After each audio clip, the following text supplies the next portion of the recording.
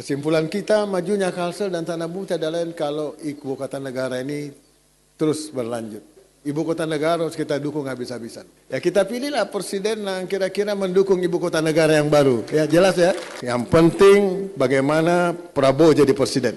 Ya mudah-mudahan. Amin. Nah, ya.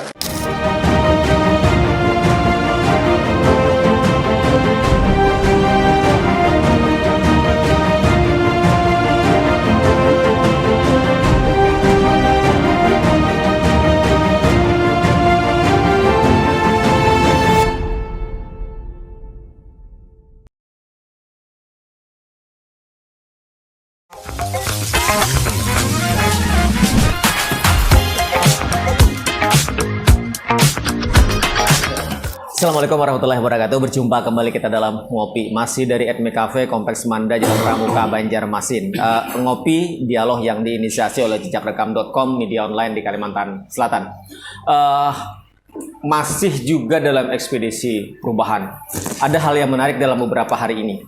Ketika ada pernyataan Bupati Tanah Bumbu, Bapak Zairul Azhar, yang kemudian yang dia identik juga karena beliau juga adalah ketua DPW Dewan Pimpinan Wilayah Partai Kebangkitan Bangsa, partai yang ada di kubunya 01, kira-kira seperti itu, yang kemudian menyatakan secara terbuka mendukung atau memindahkan dukungan untuk calon presiden di luar dari partai yang didukungnya dengan alasan bicara tentang soal IKN, bagaimana manfaat IKN. Kira-kira seperti itu narasi umum yang bisa kita tangkap.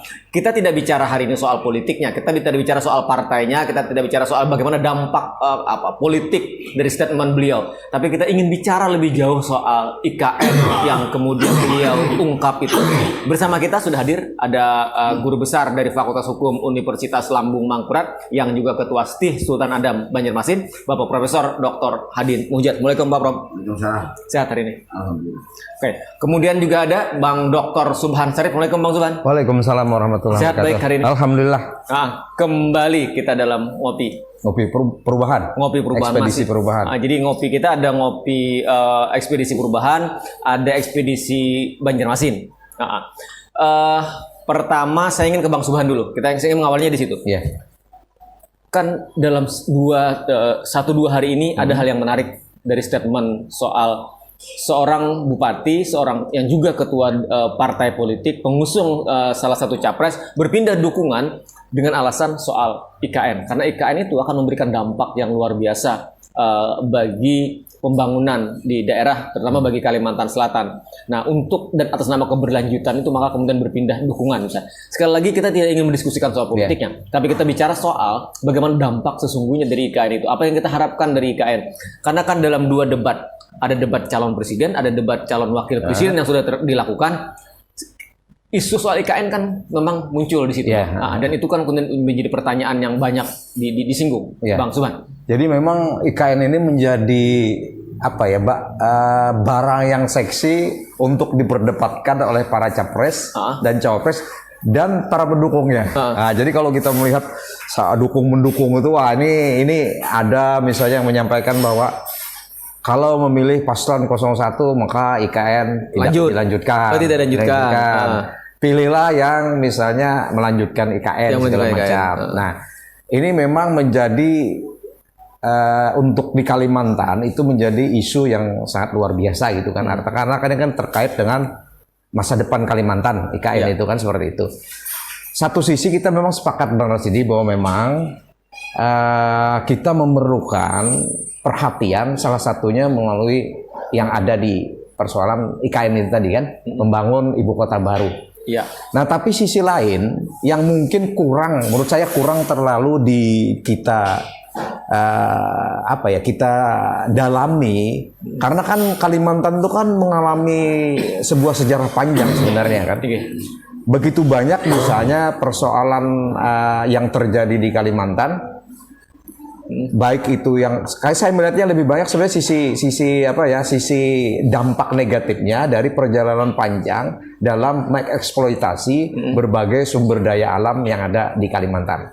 Nah, dampaknya dari eksploitasi itulah sehingga memunculkan berbagai persoalan seperti misalnya kerusakan hutan, kemudian banjir yang rutin, kemudiannya hilangnya misalnya potensi-potensi lahan produktif, kemudian berubahnya lahan yang dulunya misalnya menjadi hutan dan menjadi Alih misalnya fungsi. daerah-daerah pertanian segala macam beralih fungsi menjadi misalnya lahan sawit. Nah, kita melihat misalnya daerah produktif kan banyak yang berubah seperti itu. Nah, sisi ini yang kemudian membuat kita itu sebenarnya menjadi bahan perenungan kita, pikiran kita. Kira-kira satu sisi kita memang butuh IKN kan salah satu yang diisukan itu kan akan salah satu wujud pemerataan pembangunan kan seperti itu. Tapi kita harus pahami bahwa pembangunan itu sebenarnya kan bukan melulu hanya persoalan manfaat secara infrastruktur pertumbuhan pembangunan fisiknya. Tapi yang paling penting itu sebenarnya bagaimana menjadikan sebuah produk pembangunan itu memberikan nilai tambah bagi masyarakat atau warga yang ada di Kalimantan.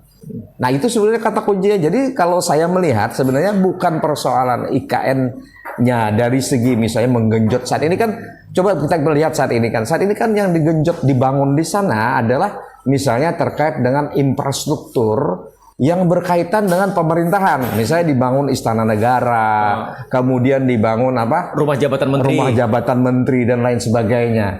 Nah, ini sendiri kan akhirnya sisi lain dari segi kita kan masih belum tahu sebenarnya ajas manfaat berkelanjutan bagi misalnya warga Kalimantan itu seperti apa. Iya. Nah, jadi hanya saat ini kan hanya semacam apa ya namanya tuh teorinya bahwa memang nanti akan memunculkan dampak yang luar biasa katanya kan. Ya. Tapi bila belajar sejarah masa lalu bahwa sebenarnya Kalimantan itu kan dari misalnya menghasilkan misalnya minyak, kayu.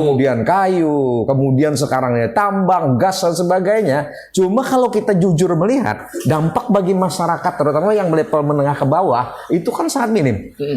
Nah, termasuk di IKN ini. Kebetulan saya kan dulu di IKN waktu dulu sebelum pada saat IKN mau di kan kita aktif di Lembaga Pengembangan Jasa Konstruksi LPJK Kalsel kita kan. Nah, kita pada saat sebelum undang datang tahun 2018 kita itu di Bogor pernah sekalimantan ini membuat kesepakatan. Jadi kesepakatan kita itu adalah bila IKN diluncurkan, kita menginginkan peran serta pengusaha-pengusaha konstruksi, tenaga-tenaga konstruksi, dan kemudian material konstruksi yang ada di Kalimantan ini menjadi pemasok utama dalam pembangunan IKN tersebut.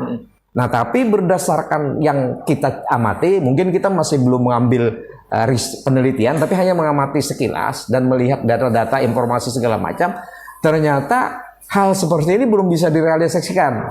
Misalnya kebutuhan tenaga kerja konstruksi itu sekitar perhitungan awal itu kan kurang lebih 3,6 juta pekerja konstruksi. Level ahli itu ada sekitar 600.000. Dari 3,6. Dari 3,6 itu level ahli, jadi sarjana ke atas, sarjana S1, kemudian S2 dan seterusnya itu kisarannya sekitar 600.000. Artinya 3 jutanya 3 lagi. juta itu tenaga kerja terampil. Jadi mulai dari pengawas lab, mulai dari D3 turun sampai ke yang misalnya hanya mempunyai keterampilan pekerja, tukang segala macam.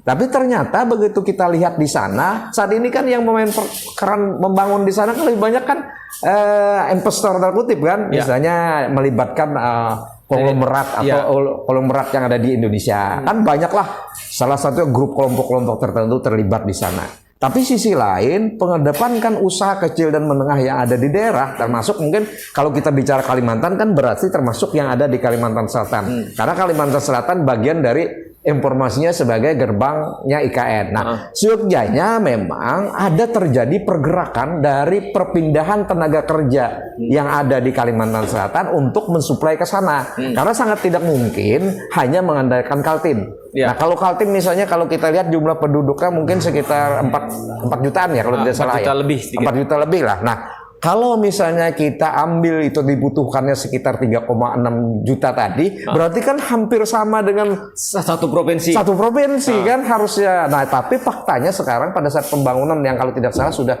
menyedot dana sekitar hampir antara 50 sampai 100 triliun di tahap awal saat tahap sekarang ini menurut informasi yang kami dapatkan bahwa sebenarnya pelibatan kawan-kawan di usaha kecil menengah kemudian pekerja konstruksi yang ada di Kalimantan sendiri, terutama kan kita bicara Kalsel dan mungkin di daerah Kaltim segala macam ini terlihat masih belum terlalu banyak terlibat. Nah, entah apa alasannya kita belum tahu. Nah, jadi dengan dasar itulah sebenarnya manfaat secara langsung itu pada saat di awal bukan pasca ya, di proses pra operasinya IKN ini tidak terlalu berdampak di saat ini. Di saat ini. Kemudian sisi lain yang terakhir kan misalnya kita melihat pedagang kecil menengah misalnya, adanya aturan bahwa nanti di situ tidak ada pedagang kaki lima. Nah, ini kan juga suatu proses yang menurut kita sangat memprihatinkan kan. Sisi lain, kita harus menyadari bahwa kemampuan dan kualitas dan misalnya jumlah daripada sumber daya manusia kita yang unggul, yang mampu bersaing itu yang di Kalimantan ini kan kalah dengan daerah lain, terutama daerah yang ada di Pulau Jawa. Sehingga kemarin kami mengamati bahwa pergerakan sumber daya manusia pekerja konstruksi dari Jawa, Pulau Jawa dan lain sebagainya itu banyak masuk ke wilayah IKN, bukan dari misalnya kita melihat di Kalsel saja tidak terlalu banyak terlibat seperti itu. Jadi kita bukan diskusinya soal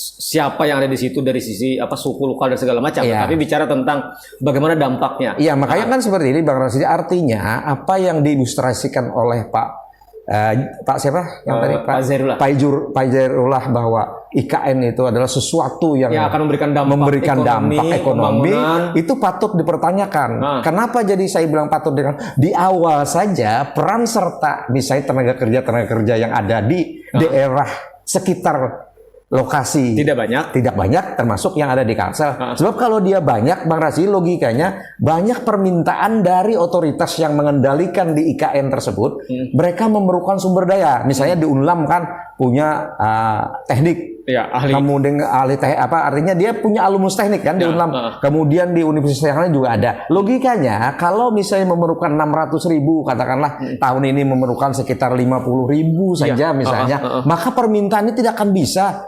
dipenuhi oleh hanya di Kaltim, pasti akan menyerempet ke Kalimantan Selatan. Cuma saat ini sepengetahuan yang saya dapatkan belum ada dari otoritas resmi IKN itu untuk meminta perguruan tinggi atau sekolah-sekolah yang ada di Kalimantan Selatan untuk terlibat dikaryakan di dalam pembangunan di sana. Itu baru kita bicara dalam tadi kata Pak Prof kan bicara tentang dipraknya aja dalam proses pembangunan. Sekarang kita ke Pak Prof lagi, Pak Prof. Lagi-lagi ketika kita bicara soal dampak pengaruh positif keberadaan IKN Ibu Kota Negara Nusantara di Kalimantan Timur terhadap daerah, terutama kita misalnya Kalimantan Selatan, kan seringkali kita menyebut Kalsel itu sebagai pintu gerbangnya Ibu Kota Negara. Tapi apa yang didapatkan pintu gerbang kan menjadi penting. Jangan sampai misalnya Ibu Kota Negaranya berdiri, tapi kita Ibu Kota Negara yang daerah penyangga tidak mendapatkan apa-apa kan juga tidak signifikan. Nah, sementara yang distatementkan tadi keberlanjutan pembangunan IKN dalam rangka mendorong dampak positif ekonomi, pembangunan, itu yang menjadi alasan seseorang bahkan sampai mengalihkan dukungan politik misalnya. Sekali lagi kita tidak bicara dukungannya, tapi bicara tentang dampaknya, Pak Prof. Ya, kalau kita lihat sejarah lah, sejarah di dunia kota-kota itu tumbuh karena ada industri. Jadi kota pertama tumbuh di Inggris kan. Mengapa orang berbondong-bondong ke sana? Karena ada industri. Jadi kalau hanya kota aja, ibu kota itu tidak mempunyai dalam masyarakat umum dampaknya tidak terlalu. Misalnya kan berdiri pusat-pusat perkantoran. Nah, dampaknya nggak ada apa-apanya, dampak nggak ada. Beda kalau dengan tumbuhnya pabrik-pabrik industri. Proses industri itu yang kan sejarah di Inggris kan gitu. Ya. Tumbuhnya. Nah, intervensi negara itu terbatas lah. Misalnya kita ingin pemerataan pembangunan lalu memindah ibu kota. Nah, intervensi pemerintah terbatas karena gini karena orang begitu ada pusat-pusat pertumbuhan, tapi ini kan pusat pertumbuhan kota aja kan, Pak, perkantoran aja kan pusat pertumbuhan. Saat ini yang dibangun itu. Ada pusat ada pusat budaya, pusat. Nah, kalau ada daya tarik masyarakat maka dipastikan yang datang itu kan hampir seluruh Indonesia nanti. Karena ada daya tarik. Ada daya tarik. Mereka yang mengadu nasib kan. Nah, sementara budaya Kalsel, masyarakat Kalsel kerjanya rendah. Ketika bersaing, ini kan tadi saya katakan intervensi pemerintah itu akan sangat terbatas. Maka pasar yang kuat itu kan pasar itu artinya mereka bersaing sendiri di ruang publik yang tanpa intervensi pemerintah. Artinya ruang publik ini punya daya tarik tersendiri untuk didatangi dan bersaing. Lalu mereka bersaing. Nah, dalam persaingan itu kan siapa yang berkualitas yang menang. Kan kalau tidak siapa tersingkir. mempunyai budaya kerja yang baik, itu akan tampil. Nah, jadi kita tuh sebetulnya dari awal lah. Jadi kalau kita bisa sebetulnya bukan hanya kalau ingin memajukan Kalsel, Kalimantan. Kalimantan. Kita tuh membina dulu budaya-budaya kerja kita nih. Dan bukalah pusat-pusat pertumbuhan di wilayah yang tidak terlalu jauh dari IKN ya. Dan dari penduduk. Iya. Nah, kenapa itu? Jadi kan sebetulnya pusat pertumbuhan itu bisa diciptakan oleh pemerintah daerah. Misalnya kan mengindustrialisasi hasil kehutanan, industri kehutanan misalnya. Industri kehutanan, hasil misalnya kayak nenas lah, kayak di industrialisasi gitu kan. Nah, kita kan dulu kan ada rencana misalnya membangun pabrik selai. Membangun pabrik minuman. Nah, itu yang tidak pernah ada muncul. Berarti yang bisa kita tangkap kalau misalnya Kalsel punya potensi, misalnya Batola itu sentra jeruk. Maka bagaimana industri pengolahan jeruknya ada di situ. Misalnya kalau di daerah Hulu Sungai Selatan, tapi misalnya dia punya potensi tanaman cabai, misalnya bagaimana industri pengolahan cabainya di hilirnya itu ada. Nah, itu kan menciptakan pusat pertumbuhan. Karena itu sektor industri, itu swasta. Coba lihat aja lah. Bangun pabrik di Batola. Nah, nanti lihat siapa yang bekerja. Hampir masyarakat Kalsel hampir nggak ada. Coba lihat aja. Ya mungkin salah satunya kebun sawit misalnya lah. Perkebunan sawit. Lama-lama kan bukan orang kan? Artinya penyiapan sumber daya manusianya sebelum industrinya tumbuh dibangun harus disiapkan dulu agar jangan sampai pabriknya berdiri tapi sumber daya manusia lokalnya tidak bisa masuk. Jadi kan kita kalau tadi kan kembali ke IKN lah. Bahwa IKN itu bila artinya tidak punya dampak apa ke masyarakat.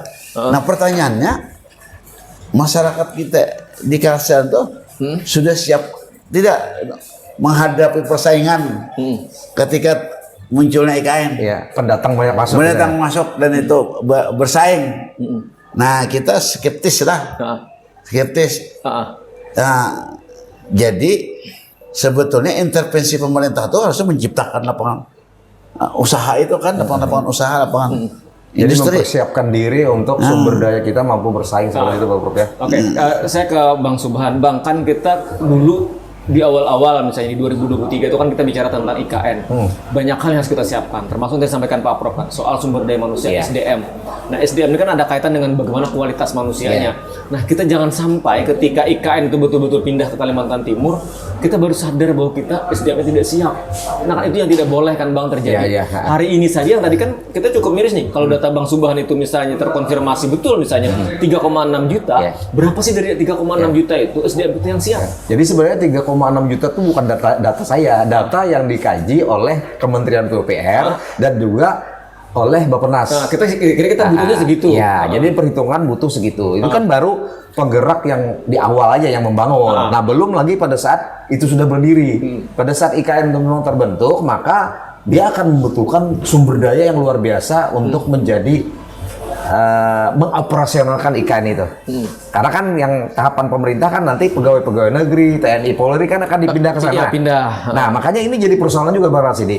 Kita belum pernah membayangkan bagaimana cara manajemen pemindahan yang tanpa memberikan dampak terhadap lingkungan atau masyarakat di sekitarnya.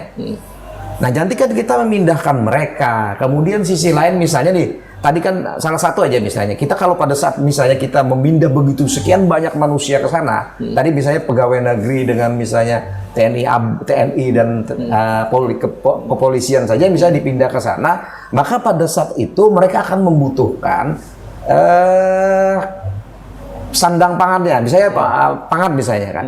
Ini bagaimana kita menyediakannya, termasuk pangan jadi. Jadi pada saat mereka misalnya ingin di tengah mereka berkantor ingin makan siang, malam ingin makan keluarganya yang tidak memasak di rumah. Nah, sisi lain usaha kecil dan menengah tidak boleh berjualan di sana. Nah, secara otomatis akan terjadi nanti nilai-nilai barang itu akan terproteksi untuk harga tertentu. Misalnya kalau pedagang kaki lima tidak bisa berdagang kan muncullah restoran, muncullah yang resmi segala macam. Pada saat itulah harga bukan harga standar kaki lima lagi, tapi harga sudah standar yang lebih tinggi. Ini kan akan menjadi persoalan pada saat misalnya masyarakat yang datang ke sana dan masyarakat yang berada di sana. Terjadilah peningkatan harga. Pada saat terjadi peningkatan harga kan ujungnya masyarakat misalnya tidak bisa menaikkan pendapatannya, kan terjadi persoalan. Ini sak baru dari segi itu Bang Rosidi. Belum lagi misalnya kita melihat dari segi persoalan tadi yang dibilang Prof Hadin, kemampuan persaing kita warga lokal untuk bersaing dalam mendapatkan porsi pekerjaan yang ada di sana. Nah, mestinya kan yang saya sepakat sebagai IKN tuh, kita sepakat lah bahwa memang kita merasa bangga itu dia ada di Kalimantan. Tapi yang harus kita lakukannya adalah menyiapkan infrastruktur ya. Salah satunya tadi persoalan bagaimana kesiapan sumber daya kita. Jadi mestinya memang pemerintah itu menurut saya jangan dulu menggenjot pembangunan fisiknya.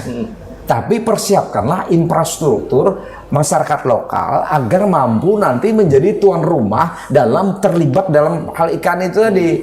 Nah, misalnya kan kita punya tadi 3,6 juta yang diperlukan untuk membangun. Nah, harusnya minimal itu sebenarnya 40% dari yang membangun itu ada di Kalimantan. Orang budaya manusia yang di Kalimantan. Artinya ada sekitar hampir mungkin sekitar 1 juta yang akan dikaryakan untuk bekerja membangun IKN. Nah, tapi kan persoalannya 1 juta ini kita di Kalimantan ini misalnya berapa sih kita sanggup mengadakan? Ya, kita sudah menyiapkan belum? Nah, kita sudah menyiapkan belum? Nah, harusnya memang menurut saya pemerintah harusnya jangan langsung kita sepakat undang-undangnya hadir. Tapi harus ada proses sebelum menuju pembangunan ini. Yuk kita dorong warga Kalimantan untuk bisa nanti terlibat dalam pembangunan ini. Jadi jangan hanya nanti menjadi penonton. Ya, kalau saat ini kan menjadi penonton paling banyak. Nah, artinya disinilah sebenarnya ada proses pentahapan. Mungkin kita mencanangkan undang-undangnya keluar di tahun 2019 kemarin, misalnya seperti itu kan. Lalu kemudian untuk implementasi itu diperlukan waktu minimal misalnya 3 tahun. Dalam 3 tahun ke depan itu maka semua pemerintah daerah yang ada di Kalimantan, Kalsel, Kaltim, Kalteng, dan Kalbar harus menginventarisasi untuk pemenuhan kebutuhan di sana. Tadi kita bicara sumber daya manusia tadi kan. Artinya dari sektor konstruksi saja dengan jumlah yang 3,6 juta ini, kita ambil misalnya slotnya misalnya ada 5 provinsi, anggap aja setiap provinsi itu mampu minimal 10% mengambil yang porsi tadi 3,6. Artinya kan ada sekitar 360.000 yang harus disiapkan oleh setiap provinsi yang ada di Kalimantan. Ada menuju angka 360.000 itu kan ada tahapan yang harus disiapkan. Nah, jadi skenario berikutnya, Bang, sih kalau saya misalnya mengatur skenario itu adalah saya akan minta pemerintah dan memetakan siapa kira-kira yang membutuhkan tenaga kerja dan yang menganggur di Kalimantan, misalnya Kalimantan Selatan yang kita bicara, dipetakanlah. Begitu petanya itu sudah dapat, maka mereka ini akan dilatih dalam beberapa, kalau konstruksi kan mungkin 6 bulan mereka pekerja terampil itu udah bisa menguasai. Nah, kalau misalnya alumnus akan didatalah, alumnus UNAM tekniknya misalnya setiap tahun mengeluarkan misalnya ada 1.000 misalnya 1.000 alumnus teknis. Nah, alumnus di perguruan tinggi ini yang dikaryakan, dimagangkan di IKN ini dengan latihan khusus selama 6 bulan. Bang, artinya lagi-lagi ketika kita bicara soal diskusi IKN itu berdampak atau tidak berdampak, bagaimana kemudian ekonomi, pembangunan dan segala macam, tidak sesederhana yang dibayangkan. Iya, makanya saya sebenarnya agak tidak tergantung pada pemerintah. Iya, dan gini, saya agak juga merasa kurang pas sebenarnya ya dengan pikiran Pak Jarod bahwa si IKN ini seolah-olah menjadi sesuatu obat mujarab untuk menangani persoalan di Kalimantan. Padahal harusnya sebelum kita bicara itu ada hal yang jangan-jangan harus dilakukan.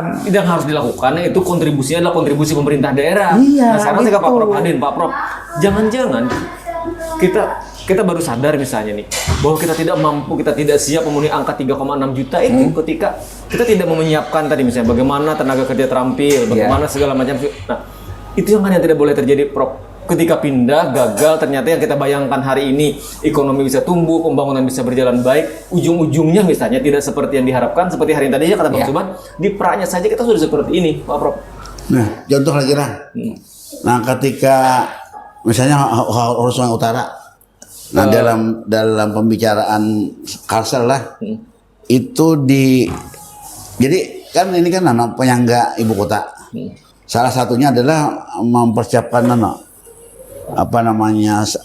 pangan ya. Oh, pangan. Nah, lalu sebagian ada presentasi. Nah, ketika Sungai Utara dijatahi gitu kan, sekian. Nah, ketika mereka mengukur ternyata kemampuannya sangat jauh dari permintaan. Tidak memenuhi permintaan karena kondisi alamnya. Nah, itu jadi masalah. Ini menarik nih, ilustrasi sederhana ditarget, tapi kemudian kemampuan tidak bisa memenuhi itu. Bukan soal sumber daya lah manusia, tapi kondisi alamnya. Artinya ada, kalau misalnya kalau pangan itu harus memerlukan berapa hektar itu kan, nah sementara yang tersedia cadangannya tidak sampai. Nah, jadi itu juga kendala-kendala. Jadi maksud kita, hendaknya IKN itu tumbuh dan berkembang itu seiring kemampuan kita. Karena Pak Rasidi kan tujuan IKN itu kan kita terkadang terlalu euforia lah masyarakat kita ini kadang-kala kan mohon maaf agak tanda kutip ya agak terpelintir dia melihat persoalan ini. Nah, kita kan berhayal bahwa ini nanti akan memberikan nilai tambah dampak yang luar biasa secara positif bagi kita di Kalimantan. Tapi sisi lain kita tidak pernah memetakan kesiapan kita untuk menyongsong itu seperti apa. Betul Bang, artinya sebentar. Kita jangan sampai orang salah tafsir bahwa kita ini menolak ada IKN. Itulah. Kan bukan itu sesungguhnya. Tapi kita ingin IKN itu hadir, IKN itu betul-betul ada di Kalimantan Timur, tapi ada manfaat yang kita dapatkan. Iya, kita ada pembangunan, kata Pak Prof tadi kan ekonomi tumbuh. Jadi kita jangan asal bunyi menyatakan bahwa IKN itu seolah-olah obat resep segala obat untuk akhirnya menjadikan Kalimantan ini akan maju, akan dapat keadilan segala macam. Padahal problem Kalimantan itu kan sebenarnya kalau kita petakan yang terjadi ini sebenarnya bukan itu yang kita perlukan. Kita memang bangga dan patut mendukung adanya IKN. Tapi sebenarnya IKN ini bukan solusi penting solusi utama di dalam mengatasi persoalan Kalimantan. Makanya tadi kan saya menyampaikan Kalimantan ini kan rutin terkena bencana. Misalnya asap, misalnya kebakaran banjir. Kemudian lahan itu tadi Pak Prof menyampaikan bahwa lahan pertanian kita itu selalu tergerus Pak Rasidi. Dan ini dampak dari memang tidak terkelolanya fungsi lahan dengan baik. Tadi kan Prof Adian menyatakan bahwa bagaimana misalnya di Hulu Sungai Utara dia tidak mampu memenuhi target yang dicanangkan karena memang kondisi alamnya tidak memungkinkan untuk memicu produksi. Nah, mestinya kan memang pada saat kita ditargetkan ini perlu mengolah waktu bahwa untuk memicu produksi ini loh langkah yang harus kita lakukan. Tapi problemnya kita termasuk tadi menurut saya tadi kan euforia, tapi tanpa tidak sadar bahwa potensi kita yang mestinya harus kita imbangi dengan kehadiran IKN tidak terpetakan dengan baik dan tidak dikelola untuk menuju ke arah sana. Dampaknya bahaya nih Bang Rasidi. Nanti kalau memang kita membiarkan seperti ini dan IKN itu digenjot, yang menjadi susah itu adalah kita. Ketika di kita tidak Kalimantan. siap tadi. Ketika kita tidak siap ini, yang masuk nanti dari luar semua. Begitu yang masuk dari luar, maka dampaknya itu adalah kita pun nanti bukan seperti yang kita harapkan. Kita yang berharap ini nanti akan mendapatkan nilai tambah, tapi ujung-ujungnya kita bukan menjadi seperti itu. Artinya pada akhirnya yang kita cemaskan akan muncul beban baru. Iya, Itu yang beban tidak baru boleh terjadi. dan problem kita ini kan sebenarnya menurut saya IKN, maka tadi saya bilang kan bahwa IKN ini memang harus ada, kita sepakat ada ini, undang-undang ada. Tapi kita perlu untuk melakukan optimalisasi dan review terhadap proses ini tadi. Iya. Jadi artinya kita punya target, misalnya pembangunan itu akan fisik itu akan dimulai di tahun ketiga, Iya. atau misalnya tahun kelima. Tapi dalam proses 3 tahun ini kita menyiapkan bagaimana misalnya sumber daya yang ada di Kalimantan, termasuk satu barang sih, Iya. pab semen, pab besi aja barang sih. Iya. Kita kan punya dulu Wali Abdin kan rencana dulu di Batu Licin itu Di kan Batu pabrik Licin, besi iya. ya. Nah, padahal kebutuhan besi untuk di IKN itu sangat luar biasa. Tapi ternyata pabrik kita di Kalsel ini kan belum beroperasi dengan apa, dengan sesuai yang diharapkan untuk menompang itu. Seandainya ini sudah siap, maka kita akan mudah. Artinya semua rantai pasok terkait konstruksi akan bisa Bisa disubsidi, dimasukkan dari Kalsel. Oke, baik. Menarik. Artinya sesungguhnya yang perlu kita pertegas adalah kita setuju dengan adanya IKN. Kita tidak kelompok yang menolak adanya IKN dari kata Pak Prof kan. Bahan gini lah. Nah, Ini bukan untuk artinya memihak pada ada pendapat pada yang setuju dan tidak. capres tertentu. Nah, siapapun lah yang terpilih, yang berpikir sehat, yang artinya yang berpikir normal, Objektif ya, objektif. Kalau IKN itu mensejahterakan pasti dipilih. Ya. Tapi kalau jadi bukan soal memaksa. Kalau contoh lah yang kasus ini ya, kasus 1 juta hektar Yang food estate atau yang lahan gambut. Oh, yang sebelumnya, iya. Itu kan PLG. begitu ternyata masalah. Kalau seandainya itu tidak masalah, siapapun kan itu untuk keuntungan masyarakat besar. Tapi ketika bermasalah Kan lalu terbentuk sama. Kalau IKN itu memang sebuah solusi, pasti akan diambil oleh pasti siapapun. akan diambil orang siapapun, termasuk pasangan manapun gitu lah. Artinya sepakat bahwa IKN itu menjadi ujung tombak yang mereka promosikan untuk dijadikan program mereka, kan seperti itu. Jadi tidak mungkin lah siapa saja itu yang terpilih itu tidak mungkin menolak. Karena itu solusi yang paling baik. Iya. Jadi Ini kan masih diuji kan. Bahkan masalahnya besar, dananya besar, pekerjaannya besar. Memang Bang Rasidi bisa kita dari segi fiskal aja misalnya kan. Dana IKN itu kan dulu awalnya kan diperkirakan sekitar hampir 500 triliun kan. Tapi faktanya yang terjadi dihitung ulang itu menurut ada ahli yang saya pernah dengar diskusi mereka bahwa hampir 1000 triliun ternyata kan. Nah, artinya dari ini aja sudah membuat keseimbangan kondisi perekonomian kita. Kalau misalnya kita paksa untuk membangun itu secara maksimum gaspol untuk target misalnya harus diselesaikan, itu akan menjadi masalah. Nah, dan kita sebenarnya ingin supaya proses ini kan tetap kita di IKN di Kalimantan, tapi prosesnya harus bertahap. Prioritas apa dulu? Makanya kalau saya sebagai orang Kalimantan sebenarnya melihat ini, kita jangan sampai kehilangan momentum untuk masyarakat Kalimantan menjadi pemain utama. Itu poin pentingnya. Dan kuncinya untuk kita bisa terlibat di sana, maka kita harus mempersiapkan dari sampai ke daya saing. Untuk menciptakan daya saing, kita harus ada proses memunculkan kemampuan kita tadi kan. Itu yang pertanyaan kita tadi. Jadi kemampuan kita inilah yang harus ada waktu untuk membentuknya. Itu yang mestinya harus disepakati oleh semua gubernur di Kalimantan. Artinya mereka sepakat, bukan persoalannya cepat lambatnya membangun IKN, tapi bersepakat bahwa ini harus dalam wujud real akan memberikan nilai kemanfaatan bagi warga yang ada di Kalsel. Ya tadi kan hitung-hitungan udah jelas. Tinggal kita mengatur langkah. Kita ambil contoh konstruksi saja. Kalau kita bisa menyiapkan dalam kurun 3 tahun, misalnya gini, pembangunan infrastruktur dimulai di tahun misalnya ketiga. Pada saat mulai tahun ketiga inilah persiapan kita akan matang.